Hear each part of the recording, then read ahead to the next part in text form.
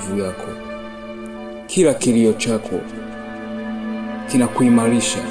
Kila changamoto unayopitia inajenga msingi wa nguvu zako za kesho. Usijilaumu kwa kuwa dhaifu. Hata mashujaa hulia. Usione aibu kwa kuhisi huzuni.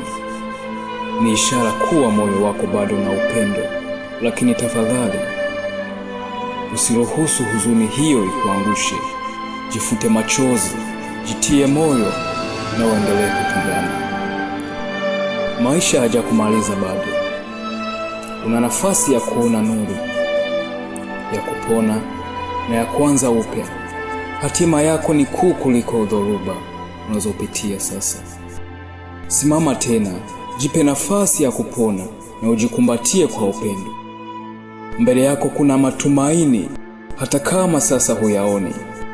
Wewe ni imara, wewe ni jasiri, na bado kuna nuru ndani yako.